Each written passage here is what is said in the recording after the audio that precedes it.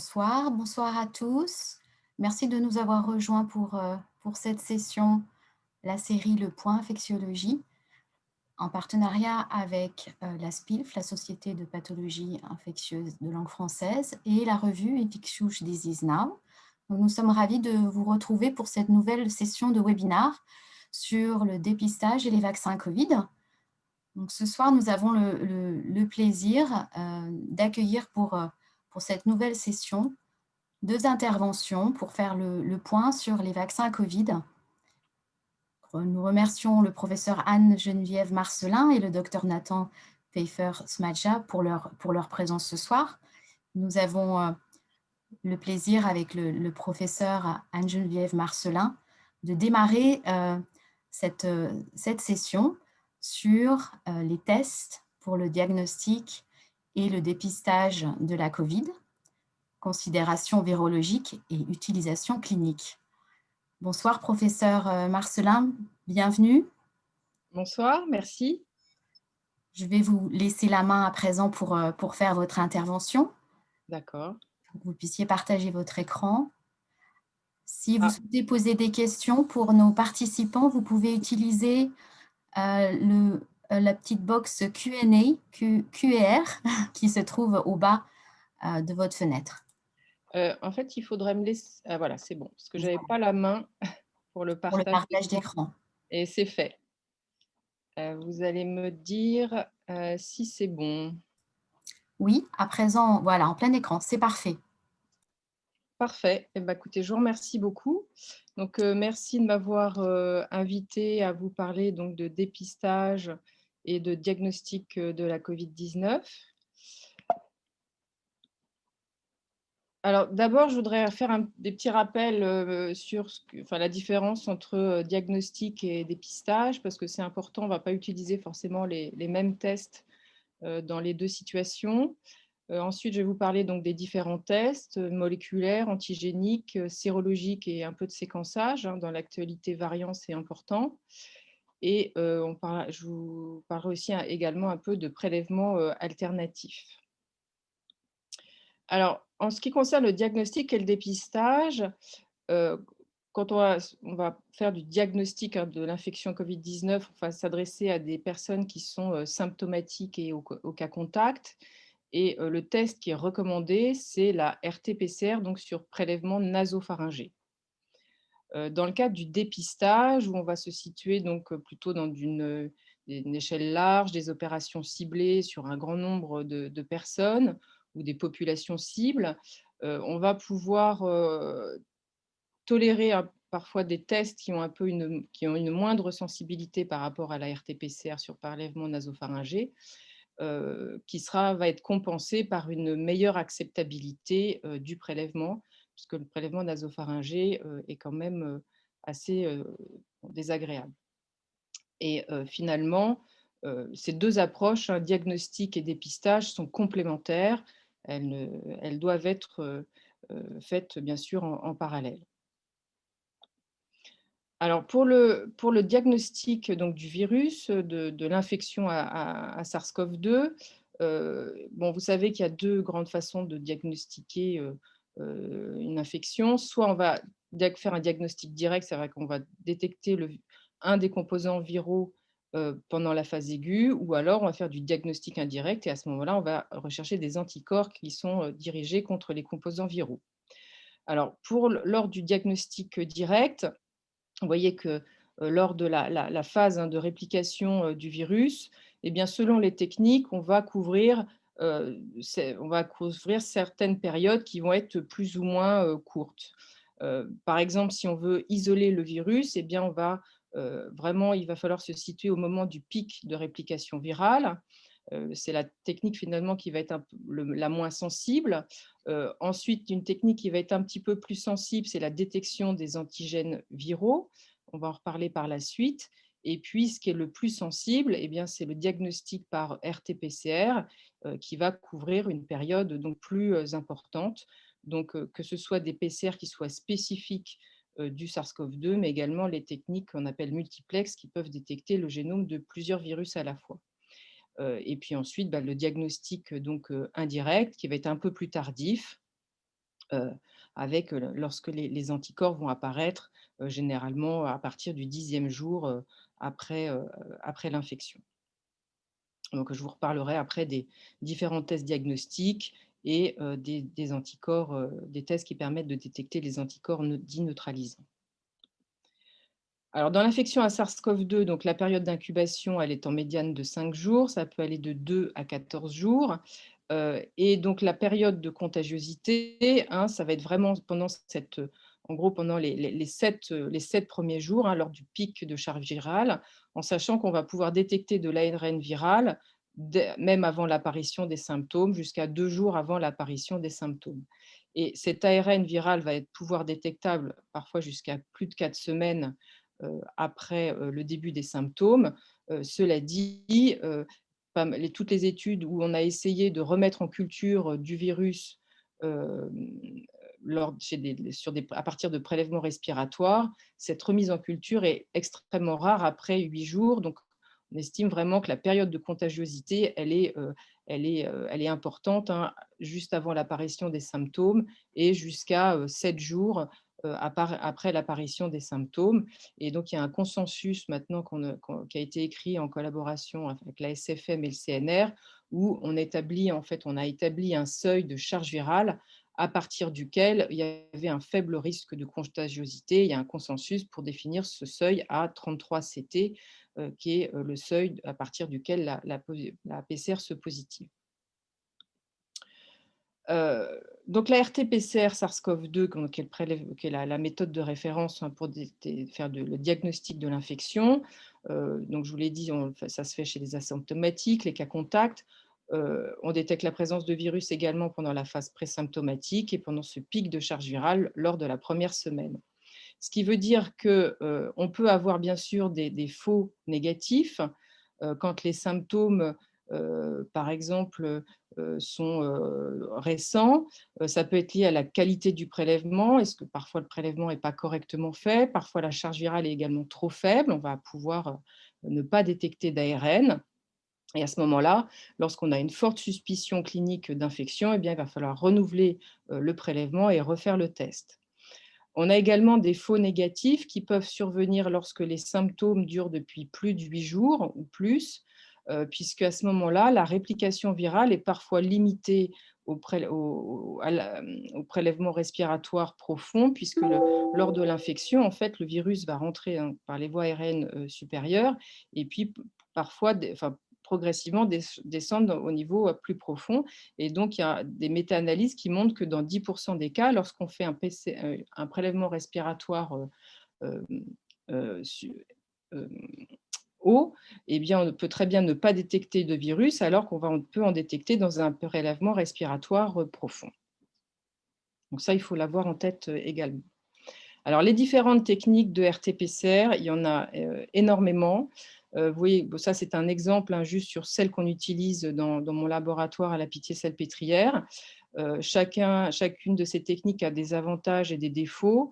Et puis, on s'est équipé finalement avec plusieurs techniques parce que vous vous souvenez qu'au début, on avait quand même des tensions internationales sur les réactifs et qu'on a dû multiplier un peu les options pour pouvoir toujours avoir à disposition des tests et pouvoir réaliser le diagnostic.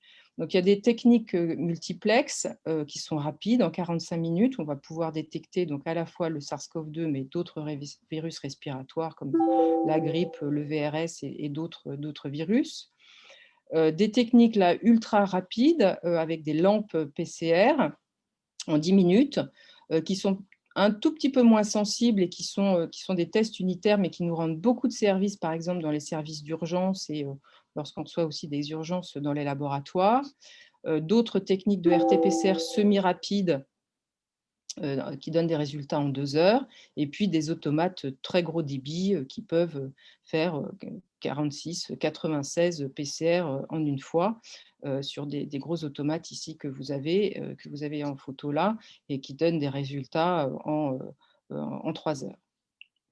Voilà, donc ça, il y a tout un tas de techniques qui ont été développées. Ce que je voulais également vous dire à propos de la RT-PCR, c'est qu'évidemment, il y a dans certains cas des PCR qui restent positives au-delà de 15 jours. Si on regarde dans les études, c'est globalement, c'est dans 15% des cas.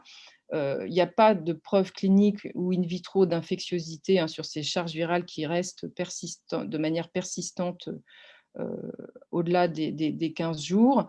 Et c'est quand même très lié au niveau de charge virale. Et je vous ai déjà parlé de ce CT au-dessus de 33 qui est largement utilisé, hein, dans les différents centres, que ce soit pour transférer les patients en Covid- ou lever les mesures des personnes non hospitalisées. Alors, il y a un peu le cas particulier des immunodéprimés, hein, qui peuvent présenter des réplications virales prolongées au-delà de parfois de 2 4 mois. Et c'est vraiment ça, je pense que c'est un point important qu'il faut qu'on surveille de manière assez rapprochée. Et j'y reviendrai peut-être par la suite quand je vous parlerai des nouveaux variants, c'est que ces réplications virales prolongées chez des patients immunodéprimés sont probablement à l'origine de l'émergence de ces nouveaux variants, puisque le virus va se répliquer pendant suffisamment longtemps pour accumuler donc des mutations de résistance sur son génome. Donc ça, c'est un point, à mon avis, qu'il faut absolument qu'on surveille. Donc ça, c'est peut-être pour la RT-PCR. Ensuite, vous savez qu'il y a les tests antigéniques, hein, sur prélèvement nasopharyngé qui sont possibles. Donc, ils se présentent l'avantage d'être rapides puisqu'on a des résultats en 15 minutes. Donc ces tests vont permettre de détecter de la protéine du virus, hein, sur une bandelette. Donc on va déposer le prélèvement nasopharyngé ici, et puis ensuite il va y avoir une réaction qui va se faire avec des protéines de la nucléocapside généralement qui sont disposées dans la bandelette et qui vont donner une réaction corrélorée en fonction de leur présence ou non. Alors ces tests sont quand même moins sensibles que la RT-PCR. Globalement, il y a une étude là qui a été faite au niveau de la PHP, coordonnée par les virologues de l'hôpital Henri Mondor, qui montre que globalement, ces tests ont une sensibilité aux alentours de 60% et qui varie en fonction du seuil de charge virale. Vous voyez que pour des CT inférieurs à 33, la sensibilité est de 70%. En revanche, quand on a des CT vraiment plus bas, donc des charges virales plus hautes, la sensibilité est bien meilleure et on se retrouve autour de 90%. Donc, ça veut dire que ces tests, il faut quand même essayer de les utiliser dans un cadre où on va se situer, par exemple, très proche des symptômes lorsqu'on va s'adresser à des cas symptomatiques, mais ils peuvent maintenant être utilisés également pour le dépistage de cas contacts et de dépistage asymptomatique selon les recommandations de l'HAS. Leur spécificité est plutôt bonne, hein, selon les tests. Donc, il y a une liste de tests qui sont recommandés. Et puis, ils sont évidemment rapides. On peut donner un résultat en 15 minutes. Donc, ça présente quand même pas mal d'avantages. Mais attention, donc un résultat négatif n'exclut pas une infection à SARS-CoV-2. Alors, le prélèvement salivaire, on en parle beaucoup. Évidemment, ça a un intérêt parce que le prélèvement est beaucoup plus simple. Ça peut avoir, avec une bien meilleure acceptabilité, notamment chez des personnes qui pourraient avoir des prélèvements itératifs. C'est vrai que ça pourrait présenter un avantage. Donc effectivement, il est autorisé, hein, chez les personnes qui sont symptomatiques quand le prélèvement nasopharyngé est impossible ou voire itératif. Seulement, pour le moment, on a des résultats quand même de mauvaise sensibilité chez les asymptomatiques. En effet, dans les résultats préliminaires de l'étude Covisal qui a été menée en Guyane, où ils ont comparé les résultats de PCR sur les prélèvements nasopharyngés versus la RT-PCR sur des prélèvements salivaires, 3/4 des cas étaient non détectés chez des asymptomatiques dans la salive par rapport aux prélèvements nasopharyngés. Voilà, donc ça, voilà, c'est pour ça que pour le moment, c'est quand même l'utilisation du prélèvement salivaire reste limitée. Et puis, il y a aussi des développements et de tests, hein, par RT-PCR LAMP sur salive, comme le test EasyCov, qui est maintenant autorisé, hein, chez les personnes qui sont symptomatiques quand le prélèvement nasopharyngé est impossible. Mais vous voyez qu'une sensibilité qui est quand même pas extraordinaire. En revanche, il est non recommandé chez les personnes asymptomatiques. Et alors, bon, après, il y a des études en cours, hein, sur l'évaluation des tests antigéniques sur prélèvement salivaire, mais honnêtement, on a un petit peu peur des résultats de sensibilité. Si on regarde maintenant les tests qui s'adressent à la réponse humorale, bon, vous savez que la production d'anticorps anti-SARS-CoV-2, généralement se fait dans les 3 premières semaines qui suivent l'infection, en moyenne 9 à 11 jours après le début des signes, et que le taux d'anticorps, dans pas mal d'études, est corrélé à la sévérité de la maladie.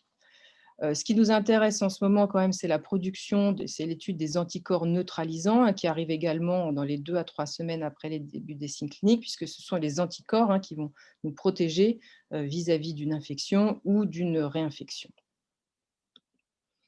Alors, il y a de nombreuses techniques, hein, qui permettent de rechercher les anticorps anti-SARS-CoV-2, à la fois des tests rapides, hein, des TROD, les tests rapides d'orientation diagnostique, des tests qui sont plus automatisés.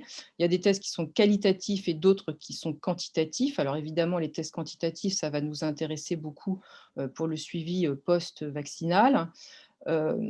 Et ces différents tests peuvent soit détecter des anticorps qui sont dirigés contre la protéine N, la nucléocapside du virus, ou contre la protéine S de la spicule du virus. Et c'est vrai que ce qui est montré maintenant, c'est que c'est quand même les anticorps qui sont dirigés contre la protéine S qui sont neutralisants, donc protecteurs.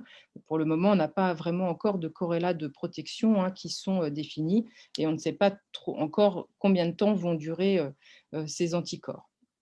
Alors, la place de la sérologie, bah, finalement, dans le diagnostic, c'est assez limité. C'est essentiellement pour faire du diagnostic rétrospectif. Donc, par exemple, pour quelqu'un qui aurait fait le Covid, mais qui n'avait pas eu de test RT-PCR à ce moment-là, pour voir s'il avait été en contact pour le virus. Puis évidemment, pour les études de séroprévalence, l'efficacité vaccinale et l'évaluation de la protection.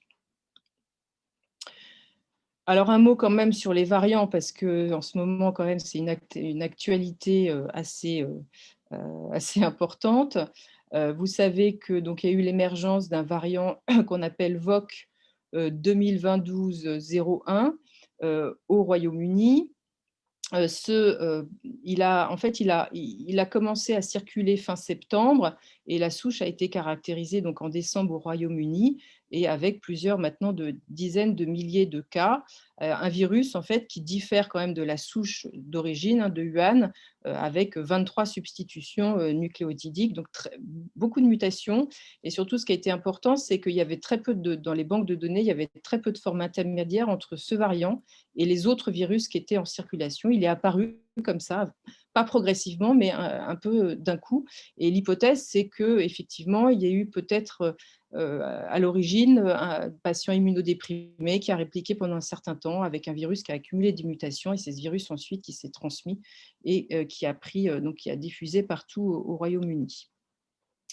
Alors, ce variant, la VOC 2020-12/01, en fait, on le reconnaît assez bien quand on fait du séquençage. En fait, il a des mutations là, dans la protéine S, avec une délétion assez caractéristique ici en position 69-70, et puis cette mutation aussi 501Y dans le domaine, domaine du récepteur de liaison en fait, RBD, où se fixent en fait les anticorps anti-RBD qui sont les anticorps neutralisants. Donc ça, on sait bien le reconnaître, hein, soit par séquençage, soit par PCR de mutations spécifiques qui ont été développées, en sachant que tous les virus qui circulent avec la délétion 69-70 ne sont pas forcément des variants anglais, puisqu'il y en a un certain nombre qui circulent, hein, dans pas mal de pays, mais qui n'ont pas l'association avec la mutation 500. Alors, est-ce que ça a un impact, hein, sur les performances de tests de diagnostic virologique? Parce que ça, c'est très important. Eh bien, en fait, cette délétion en position 69-70 du gène S, eh bien, il y a un kit qui ne le détecte pas bien. Donc, ça veut dire que c'est un kit qui a qui a 3 cibles, qui détecte aussi une cible sur la protéine N et sur l'ORF 1AB. Et en fait, ça nous donne un signal, parce que quand on fait cette RT-PCR sur des prélèvements, si on a un signal S négatif, mais que les 2 autres cibles sont positifs, c'est un outil d'alerte de screening donc de ce variant de ce variant anglais. Donc, on s'en sert actuellement pour le screener dans nos nouveaux positifs. Ensuite, bien sûr, il faut le confirmer par séquençage. En revanche, il y a à ce jour pas d'impact décrit, d'impact de ces variants sur les capacités, sur les performances des autres tests de diagnostic. Donc, ça veut dire qu'on quand même, on détecte bien tous les nouveaux positifs qui circulent actuellement. En tout cas, c'est les données dont on dispose actuellement. En ce qui concerne les tests antigéniques qui détectent des antigènes, qui utilisent des antigènes de la nucléocapside, donc il n'y a pas de problème. Ils gardent une sensibilité correcte, similaire à la détection du variant sauvage. En revanche, il faut vraiment proscrire actuellement l'utilisation des tests antigéniques qui ciblent les antigènes de la protéine S. Donc ça, c'est un message aussi également à faire passer. Alors, il y a le variant anglais, mais il y a les autres variants, notamment le variant qui émerge là beaucoup en Afrique du Sud, et puis un variant aussi brésilien, puis maintenant il y a un variant aussi californien. Donc, ce sont des variants, vous voyez, qui ont des mutations dans cette région qui est assez importante, le domaine RBD. Et la grande question actuelle, et je ne sais pas si peut-être que Nathan y reviendra par la suite, c'est que ces 3 variants possèdent une mutation E84K dans ce domaine qui pourrait impacter donc en fait, c'est une des questions, la réponse vaccinale, et ça c'est vraiment en cours d'étude.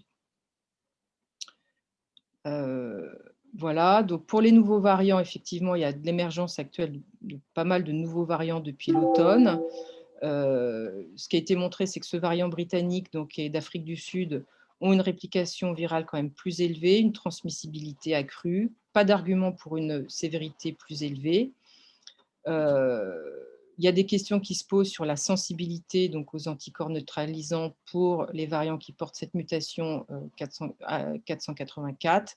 Il va falloir être vigilant sur la réponse vaccinale, mais je pense qu'on va avoir des réponses bientôt, parce qu'il y a beaucoup d'équipes qui travaillent là-dessus. Et donc, ça nécessite, en termes d'outils virologiques, de mettre en place un suivi régulier et systématique de la variabilité génétique des souches qui circulent, soit par RT-PCR spécifique de mutation, et ça on a des PCR spécifiques de certaines mutations qu'on utilise maintenant quasi quotidiennement dans nos laboratoires, et la mise en place aussi de séquençage de génome viral, alors soit total ou partiel, pour identifier ces variants, et notamment, je pense, dans les hôpitaux, où si par exemple on a des clusters, il est extrêmement important d'identifier rapidement si ce sont par exemple des variants britanniques ou sud-africains, du fait de leur plus grande transmissibilité. Donc en conclusion, pour le diagnostic, la thèse de référence ARS, la RT-PCR sur prélèvement nasopharyngé. On peut utiliser aussi les tests rapides antigéniques. Le dépistage, donc là, pareil, RT-PCR ou test rapide antigénique sur prélèvement nasopharyngé. La salive, pour le moment, il y a quand même, les études restent contradictoires bon, il n'y a pas vraiment de recommandation à les utiliser pour le moment. La sérologie, c'est essentiellement du diagnostic rétrospectif, mais ça va quand même être aussi un outil de suivi post-vaccinal. Et le séquençage, donc là, il y a des augmentations de capacité de séquençage qui sont en train de se faire en France du fait de l'identification de ces nouveaux variants et de la nécessité de la surveillance de leur émergence. Voilà, je voulais vous remercier de votre attention, et puis voilà, puis on pourra discuter ensuite si vous avez des questions. Et voilà, c'est toute l'équipe du laboratoire de virologie de la Pitié qui est extrêmement mobilisée, sollicitée et aussi un peu fatiguée en ce moment. Voilà, je vous remercie. Merci professeur pour votre présentation. Est-ce que vous souhaitez répondre à quelques questions tout de suite, ou on laisse la place au docteur Nathan Pfeffer pour sa présentation ce matin? Je vois qu'il vient de nous rejoindre en ligne.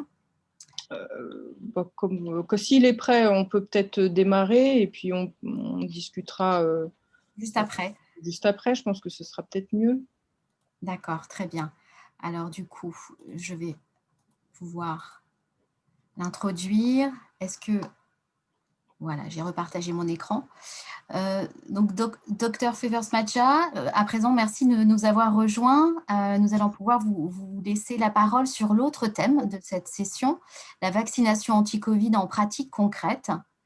Merci de nous avoir rejoints Oui, pour cette bonjour. intervention. Je vais pouvoir vous laisser la main sur le partage d'écran. Très bien. Alors, je m'en occupe et puis je vais mettre ma vidéo. Alors, si ça marche. Voilà, OK. Oui, elle Alors, est bien activée, tout est bon. est-ce qu'on voit mieux? Alors, partage d'écran. OK. Donc, vous voyez bien l'écran? Oui, D'accord. impeccable. Très bien, merci. Donc, merci de votre invitation. On va parler de la vaccination anti-Covid en pratique. Voilà, c'est ce qui a été demandé. Je vais essayer d'être effectivement assez pratique et puis de laisser du temps pour les questions. Donc, je n'aborderai pas tous les points parce qu'il y en a plein. Juste en préliminaire, donc j'ai pas de lien ni de conflit d'intérêt du tout. J'ai emprunté certaines diapositives au diaporama Coreb Reacting, à la professeure Odile Launay, à Thibaut Fiolet qui a beaucoup discuté des vaccins et à la fois en question de la SPILF sur les éléments, donc si vous cherchez des sources. Comme on m'a demandé en pratique clinique, donc j'ai orienté sur qu'est-ce que je dis aux patients, quelles sont les questions quand je vaccine que j'ai régulièrement, et puis en pratique, comment je vaccine. Vous allez voir qu'il y a rien de très d'inattendu dans la façon dont on vaccine les gens, mais il y a des questions qui se posent naturellement plus pour ce vaccin que pour les autres. Je pense du fait de l'importance de cette campagne vaccinale et puis de l'importance du sujet. Alors, très souvent, ça commence lors des discussions, alors aussi bien les gens qu'on vaccine que dans les services et partout, je pense, comment on a pu aller aussi vite pour développer un vaccin. Donc, sans concentrer la présentation là-dessus, quelques éléments. Donc, d'abord, bon, avant de développer un vaccin Covid-19, il y a beaucoup de choses qu'il a fallu réunir et tout a été réuni dans cette crise pour aller assez vite. Donc, déjà, c'est une famille de virus qui est bien connu, puisque c'est un coronavirus, donc de la famille du MERS, du SARS, où il y a de nombreux candidats vaccins qui ont déjà été développés, qui sont en cours d'évaluation. C'est un virus qui a une protéine, on en a parlé, Mme la professeure Marcelin, une protéine spike, qui a été séquencée très rapidement, un grand effort international de partage aussi de ces données. Et cette protéine spike qui est à la surface du virus, elle permet une réponse immunitaire polyclonale, efficace, avec des anticorps neutralisants. Alors bien sûr, interviennent aussi les progrès de la bioinformatique. Vous allez voir dans cette technique d'ARN messager, la bioinformatique a beaucoup joué. La plateforme vaccinale en elle-même, la technique d'ARN messager qu'on utilise est quelque chose qu'on peut développer rapidement puisqu'on injecte directement du matériel génétique sous forme d'ARN. Évidemment, il y a des moyens financiers humains qui ont été inédits, énormes, qui ont été mis en place depuis le début de cette pandémie. Et puis, on suit finalement une accélération du développement vaccinal qui avait déjà été constatée, par exemple, pour Ebola, sachant que voilà, il y avait, en quelques années après la grande épidémie d'Ebola en Afrique de l'Ouest, il y a des vaccins qui ont été validés, que ça a été beaucoup plus vite que les vaccins antérieurs. Bien sûr, les agences ont joué aussi leur rôle en évaluant les dossiers de façon rapide, tout en étant extrêmement rigoureux sur les éléments qui étaient apportés par les firmes. Alors, la plateforme vaccinale ARN messager, c'est quelque chose qui revient très souvent, y compris en pratique concrète. En fait, c'est quelque chose qui est évalué depuis au moins 10 ans, d'abord dans des cancers, donc des vaccins ARN messagers dans des cancers, puis dans des maladies infectieuses dès 2013, avec plusieurs centaines de patients qui ont été vaccinés avec des ARN messagers et sur lesquels on a beaucoup de recul. Et puis là, pour ce cas particulier de Covid-19, entre le moment de la publication de la séquence génétique, donc le 10 janvier, et le premier essai, il y a eu 2 mois à peu près pour ce vaccin ARN messager. Le premier essai de phase 1, c'était le vaccin Moderna. Donc quelques jours à peine après la publication de la séquence génétique, on a choisi la séquence d'ARN messager qui allait être utile, c'est celle de la protéine spike, et on a commencé à produire des candidats vaccins. Donc ça, notamment ce délai a été énormément réduit, et ça, c'est notamment grâce à la technique d'ARN messager. Alors, comment ça marche? Très simplement, et je l'aborde là parce que c'est des questions qui reviennent systématiquement. En fait, la protéine spike qui est sur le SARS-CoV-2, elle a de l'ARN, Et là, je prends des images d'une petite vidéo que j'avais faite avec un vulgarisateur scientifique en expliquant très simplement les choses, donc une vidéo qui dure 2 minutes. Cet ARN qui code pour Spike, il est tout simplement isolé, hein, vous l'avez vu, et injecté en étant dans des nanoparticules lipidiques, c'est-à-dire des gouttes de lipides.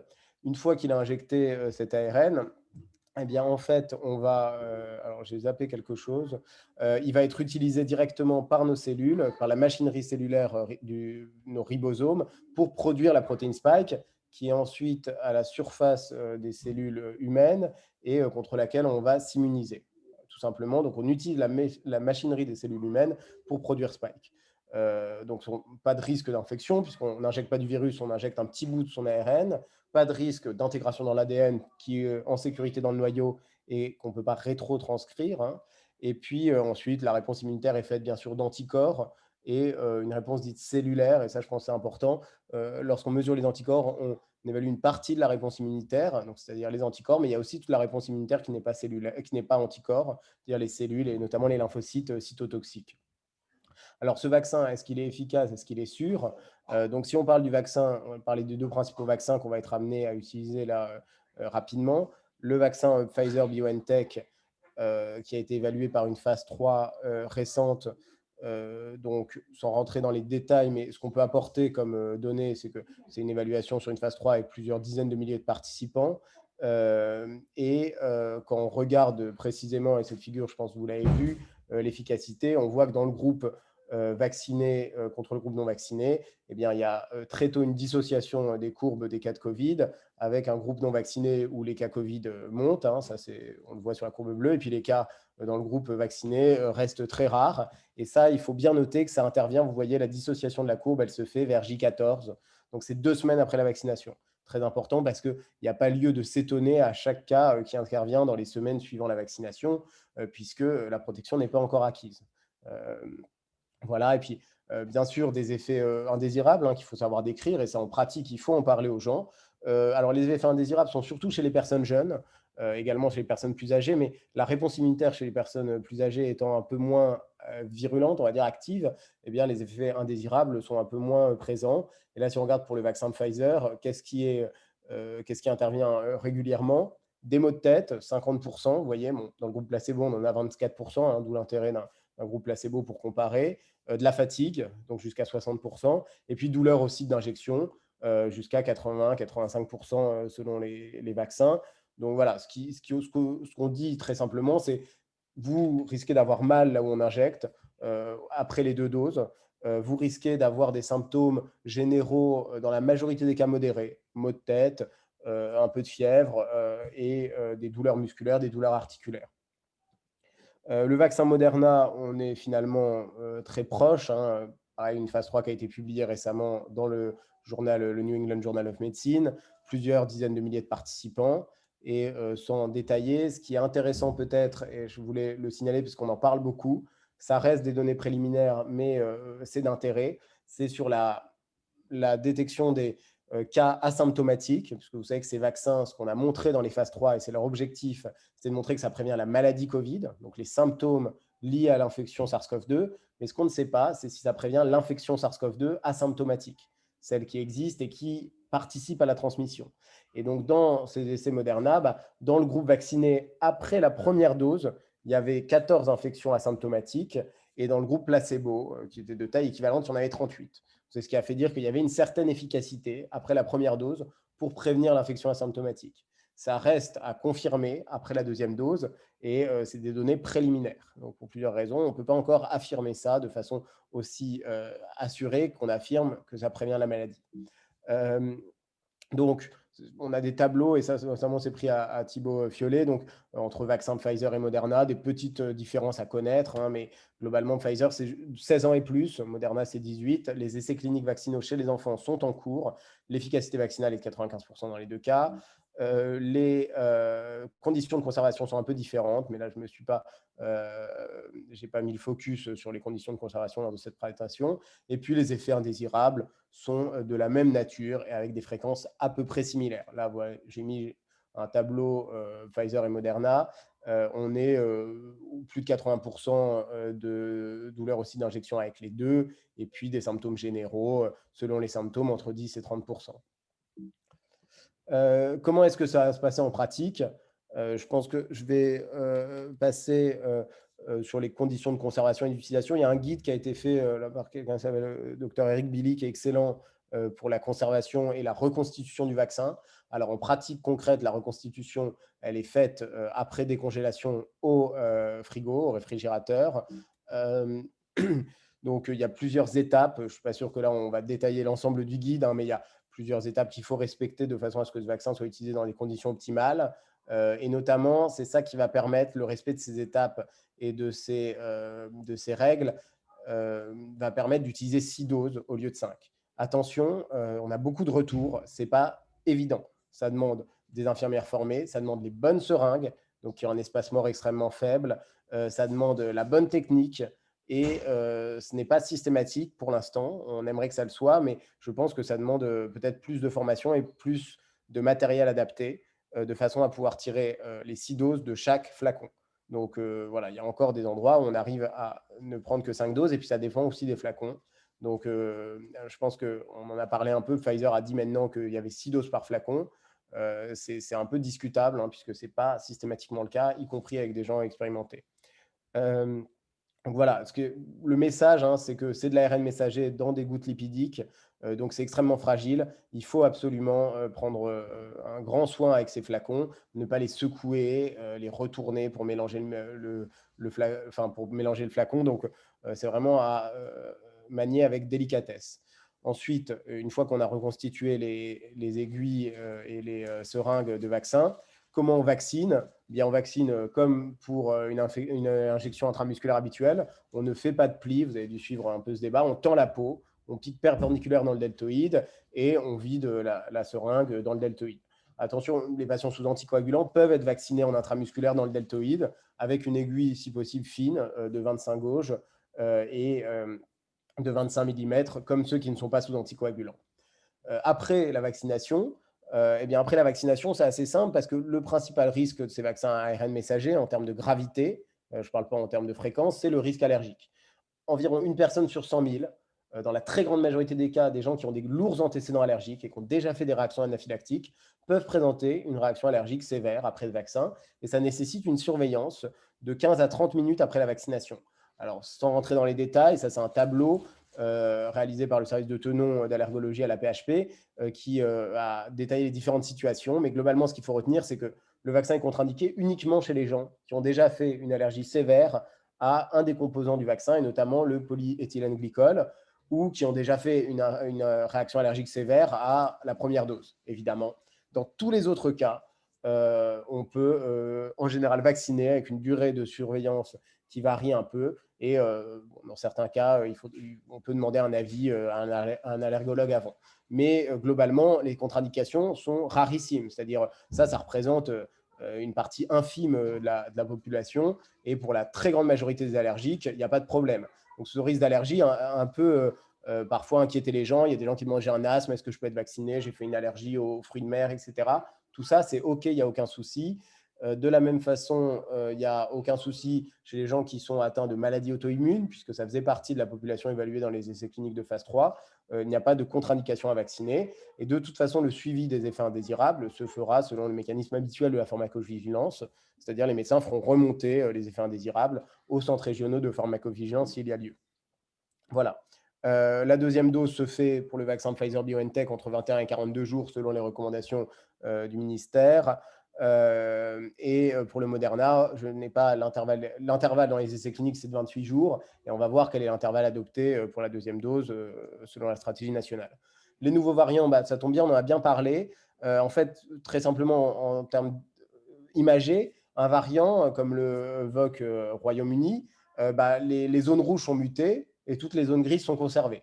Donc, on comprend assez vite que même si ces variants ont un certain nombre de mutations, y compris à des domaines clés, la réponse immunitaire, elle se fait à énormément d'endroits dans ces zones grises et pas uniquement aux zones rouges. Donc, on a donc une réponse qui est dite polyclonale à différents endroits. Et puis, la réponse anticorps est faite d'anticorps neutralisants ou non neutralisant, et puis une réponse cellulaire avec des lymphocytes cytotoxiques qui est potentiellement efficace, y compris contre les variants. Donc, je pense qu'il faut bien sûr étudier ça de très près, mais il ne faut pas avoir un discours alarmiste. Là, par exemple, on a vu dans la nuit un préprint qui est sorti sur le variant sud-africain qui montre que les anticorps monoclonaux qu'on utilise à visée thérapeutique ou le plasma convalescent marchaient moins ou très peu sur le nouveau variant sud-africain.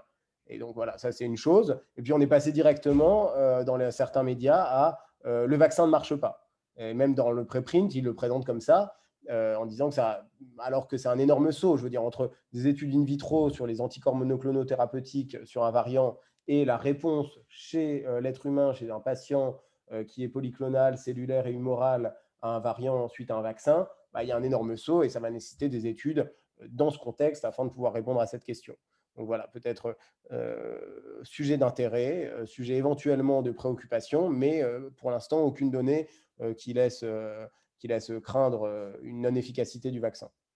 Voilà, donc la campagne vaccinale, bon, vous la connaissez et vous connaissez actuellement les différentes étapes. On pourra en parler si vous le désirez. Et puis, bien sûr, un problème en France, et je pense que là, il y a un gros rôle, bien sûr, de tous, hein, de nous et puis des médias, d'essayer de répondre aux questions, en tout cas. Et je pense qu'en répondant des questions de façon sincère et honnête, eh bien, ça va améliorer l'acceptabilité de ce vaccin, hein, qui est à la fois un vaccin extrêmement efficace, et puis on a la chance d'avoir un vaccin dont la sécurité semble excellente. Voilà, donc merci, et puis je suis bien sûr disponible pour des questions. Merci, docteur Spadja. Je vais juste repartager mon écran pour permettre le temps de partage, de questions-réponses. Donc, pour cet instant de partage, on a déjà de nombreuses questions qui ont été postées sur le chat. On a le plaisir aussi d'accueillir le professeur Jean-Paul Stahl pour vous adresser les questions à tous les deux sur ce que nous avons reçu, car nous avons de nombreuses questions. Donc, je vais peut-être commencer par une première question où je vois qui est toute simple, qui est par rapport qui est pour le professeur Marcelin sur la pratique des prélèvements pour assurer les tests. J'avais des questions sur les prélèvements salivaires, salive. Est-ce que c'est la bouche, le pharynx? De quoi on parle exactement? Alors, c'est vrai que quand on parle de prélèvement salivaire, ça peut être plein de choses. Ce qui est a priori la façon de recueillir la salive qui est a priori le plus simple et ce qui a été fait pas mal dans les études, c'est le crachat salivaire, où en fait on récupère plusieurs fois de la salive dans un pot type CBU pour avoir un certain volume, environ 2 millilitres de salive crachée. Voilà, c'est ce qui est a priori le plus simple et ce qui fonctionnerait le mieux. Mais encore une fois, bon, pour le moment, en plus, il y a des variabilités selon les études, selon les tests de PCR qui ont été utilisés. Donc, c'est un peu compliqué de savoir si c'est un prélèvement qui est réellement utile et fiable ou non. Mais de toute façon, ce sera quand même, moi c'est mon opinion personnelle, mais ça sera quand même moins sensible. Je veux dire, on récupère pas de cellules, voilà, donc c'est quand même moins, ça risque d'être moins sensible, mais utile dans certaines situations. D'accord, très bien, merci. Est-ce que sur la transmissibilité du variant UK, en fait, est-ce qu'il y a eu confirmation en France de l'augmentation de cette transmissibilité? Alors, ce qui a été, les données que montrent les Anglais sont quand même assez convaincantes sur la plus grande transmissibilité de ce virus. En France, pour le moment, dans la dernière enquête flash qui a été faite en France c'était le 7 et 8 janvier, il était estimé que ce variant anglais circulait aux alentours de 1% en France. Donc c'est vrai que là, pour le moment, c'est difficile de montrer qu'il est plus transmissible ou pas.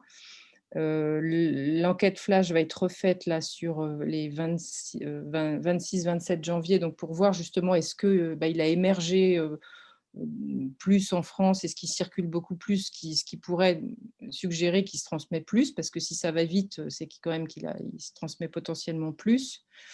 Et après, bah, moi, à titre personnel, il y a un cluster, voilà, un cluster hospitalier avec du variant UK.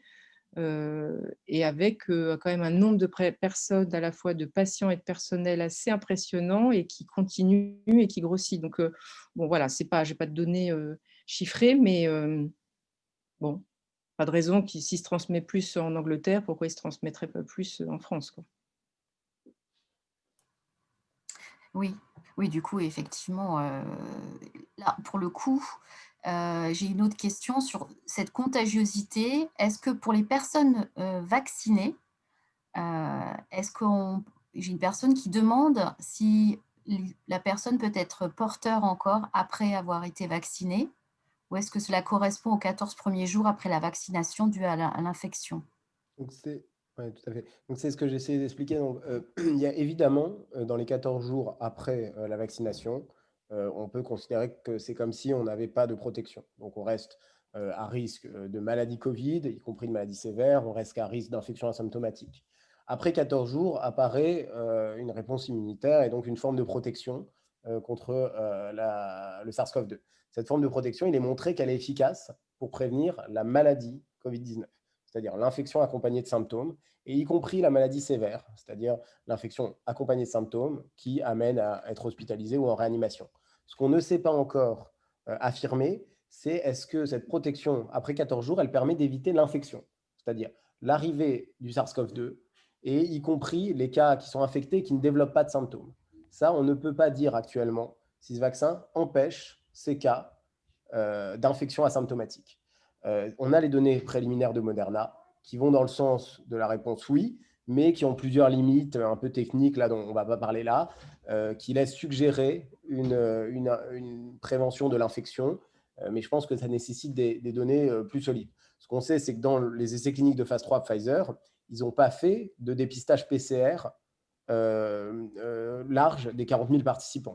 Donc on ne saura pas s'il y avait un effet, puisque pour savoir s'il y a des cas asymptomatiques ou pas, la seule solution, c'est de prélever tout le monde et de voir s'il y en a moins dans le groupe vacciné que dans le groupe placebo. Ça n'a pas été fait. Ça a été fait dans Moderna. On va voir ce que seront les résultats à distance de la deuxième dose. Et je pense, ou j'espère en tout cas, que ça sera fait dans d'autres études cliniques de grande ampleur qui viseront à voir si parmi les gens vaccinés, il y a moins de PCR positives que parmi les gens non vaccinés. Et j'ai une question, du coup, sur la deuxième injection. Au-delà des 21 jours, que pensez-vous de cette deuxième injection qui est proposée pour le vaccin Pfizer, mais de manière générale, le fait que la deuxième injection ait lieu au-delà des 21 jours? Oui, bah, je serais intéressé aussi pour écouter la réponse de Madame la professeure Marcelin, mais ce qui est, c'est certain que c'est sujet à débat au sein de la communauté scientifique, avec, voilà, ce qu'on peut dire, c'est qu'il y a certaines personnes dans les essais cliniques de phase 3 qui ont été vaccinées jusqu'à 42 jours après pour la deuxième dose. On ne sait pas combien, on ne sait pas dans ce sous-groupe si l'efficacité était la même ou pas. Donc certains vont dire, bon, ce dont on est sûr, c'est que la protection elle est excellente pour J1 et J21. Et donc, faisons strictement ce protocole. Et d'autres personnes vont dire, bon, décaler le rappel, c'est quelque chose qui arrive régulièrement en pratique clinique. Ce qu'on risque, c'est que, en fait, on élargisse l'intervalle où la personne n'est pas protégée. Puisque après la première dose, il se peut que 3 ou 4 semaines après, on ne soit pas totalement protégé. Et donc, il y a un risque d'infection entre les deux doses. En tout cas, ce qu'on ne risque pas, c'est, je pense, sur le moyen et sur le long terme, d'avoir une réponse moins efficace. Donc, je pense que voilà, il faut voir comment on arrive à faire aussi sur le plan logistique. Ce qu'il faut faire si on décale cette deuxième dose, ce qui personnellement ne me semble pas catastrophique, il faut insister auprès du patient sur l'importance de se protéger absolument entre les deux doses de façon aussi rigoureuse qu'avant la première dose de vaccin. Très bien, merci. Une question sur les kits RT-PCR qui n'ont pas de contrôle cellulaire. Quid d'un CT élevé, faible charge virale, mauvais prélèvement, interprétation en fonction des différents cas, prélèvement, donc 3 petits points J+15. Qu'en pensez-vous, professeur Marcelin? Oui, bah, effectivement, tout ça, c'est toujours à interpréter en fonction du contexte clinique. C'est-à-dire que ça nous arrive de temps en temps hein, d'avoir des résultats de PCR avec des CT très élevés, à 30, plus de 37, avec des gens qui sont totalement asymptomatiques. Donc là, c'est vrai que généralement, on redemande un prélèvement de contrôle voilà, pour être sûr que ce n'est pas un faux positif. Ça arrive également, hein. Je vous ai parlé des faux négatifs, mais il y a également des faux positifs, hein. Quand on fait des centaines de PCR par jour, bien sûr, ça peut arriver. Donc je crois qu'il faut vraiment surtout interpréter en fonction du contexte clinique. Puis il ne faut pas hésiter, avec ce genre de résultat, voilà, de refaire un prélèvement et de le contrôler quoi. Après, ça peut être très bien des débuts d'infection, des fins d'infection. Donc, voilà, quand on a des doutes comme ça, en général, on appelle, on se renseigne, et on convient généralement d'un second prélèvement. Ouais. Oui, professeur Jean-Paul Stahl, vous souhaitiez poser une question en parallèle, je crois? Oui, il y avait une question qui apparaît dans le panel des questions posées, qui était pour Anne-Geneviève. C'était l'intérêt ou pas des IgM quand on fait la sérologie. Est-ce que ça sert à quelque chose? Honnêtement, dans ce qu'on a vu, les IgM apparaissent quasiment en même temps que les IgG, à quelques jours d'intervalle, mais très peu. Donc, en pratique, les IgM, franchement, nous, en pratique, on ne s'en sert pas, hein. On les fait pas. Alors, je sais qu'on a eu des demandes un peu loufoques, moi, que je trouvais un peu bizarres, d'EHPAD qui nous demandaient des IgM pour être sûr que le patient pouvait être transféré alors qu'il avait une RT-PCR négative. Honnêtement, en pratique clinique, je n'y vois pas d'intérêt. Ok, merci. Précis comme ça, c'est bien. Au moins, j'espère qu'on t'embêtera plus avec. Non, non, non, mais bon, après, c'est vrai que sur les tests rapides, hein, sur les TROD, il y a des IgM, mais quand on a fait les évaluations en IgM, il y a beaucoup de faux positifs aussi. C'est compliqué à interpréter. Bon, moi, je trouve que c'est pas.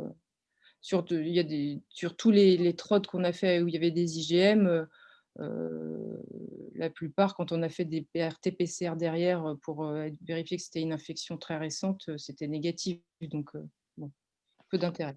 Et une dernière question pour la virologue. J'ai une question sur le vaccin AstraZeneca qui utilise un adénovirus. Alors, ce que je ne savais pas, qui serait, je parle au conditionnel, responsable du rhume chez le chimpanzé. Est-ce que tu as des données là-dessus?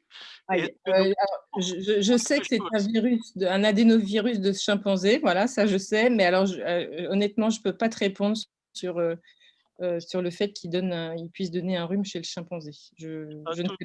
Tout ce qu'on sait, je crois qu'il faut quand même rassurer tout le monde. Quand on utilise des vecteurs viraux comme celui-là, ce sont des virus qui ont été démontrés comme parfaitement safe Bien sûr, oui, oui. humaines, heureusement. Bien sûr, oui, oui. Et puis, il y a tout un tas de processus de qualité qui sont faits. C'est ultra contrôlé pour vérifier que voilà, qu'il n'y a pas de production, voilà, qu'il y a pas on ne retrouve pas de vecteurs après. Enfin bon, c'est ultra contrôlé. Il y a vraiment, je pense que de ce point de vue-là, on peut être tranquille, hein. Alors là où il peut y avoir une interférence quand même, c'est quand on a soi-même une immunité parce qu'on a rencontré un adénovirus ou récemment ou un petit peu plus loin, l'individu, l'humain, a une immunité contre adénovirus et il peut donc inactiver le vecteur du vaccin et par là même entraîner une réponse moindre, une réponse vaccinale moindre. Ça peut arriver, j'en connais absolument pas la fréquence, mais il y a une interaction possible. Oui, oui, et dans des essais de thérapie génique où ils avaient utilisé des vecteurs adéno comme ça, ils voyaient en fait des patients qui avaient des anticorps, qui produisaient des anticorps. Donc ça, oui, oui, ça a déjà été observé, hein. Après, Et puis une question pour, je ne sais pas, Nathan ou Anne-Geneviève, sur je crois qu'il faut tordre le cou à la possibilité pour cet ARN messager d'être oncogène. Vous pouvez là-dessus. Ah oui. Oui, bah, très clairement. Vas-y. Non, mais c'est vrai qu'il y a beaucoup de choses, beaucoup de craintes qui nous sont communiquées autour de ce vaccin ARN messager. Il est clair que ce n'est pas oncogène. Il est clair que ça n'a aucune. Et ça n'impactera pas la fertilité des gens. Ça ne rendra pas infertile ou stérile. Il est clair qu'il n'y a pas de risque de modification du génome. Et très clairement, quand un patient me demande, même si un risque théorique envisageable sur un plan scientifique peut être imaginé, je réponds sans aucun doute que ça ne viendra pas modifier le patrimoine génétique des gens qui sont vaccinés. Ça reste dans l'épaule, ça vient en dehors du noyau. Il n'y a pas de possibilité évidente chez l'homme de passer de l'ARN à l'ADN. Il n'y a Donc, pas de moi, je suis tout à fait rassurant là-dessus. Non, il n'y a pas de rétrotranscription, pas de transformation de cet ARN en ADN et pas d'intégration dans le génome, hein. Et puis, on ne pourra pas répondre à toutes les questions, mais rassurez-vous, les questions, on les collecte et vous recevrez tous la réponse à vos questions. N'ayez pas de soucis là-dessus. Juste une dernière, où je vais me permettre de répondre. Dernière question. Ma deuxième injection est prévue à 18 jours et pas à 21 jours. Est-ce normal? C'est sans doute normal parce qu'il devait y avoir un week-end au milieu ou quelque chose comme ça, mais ça n'a pas d'incidence sur la réponse vaccinale en aucune façon. Voilà, un très très grand merci parce que l'heure arrive. Donc on va respecter le format. Il y aura le mois prochain à nouveau un rendez-vous. On va peut-être pas parler de Covid à chaque fois, encore que, on ne sait jamais. Le programme n'est pas encore complètement finalisé, mais de toute façon, nous serons au rendez-vous dans un mois. Un très, très grand merci à Anne-Geneviève Marcelin et à Nathan Pfeffer-Smadja, parce que dans les temps compliqués que nous vivons, ils ont réussi à prendre du temps pour nous expliquer un petit peu les tenants, les aboutissants de tout ça. Donc, un très, très grand merci et puis à très bientôt. Merci beaucoup. Au revoir. Merci beaucoup, bonne Merci à soirée. tous. Merci. Au revoir. Au revoir.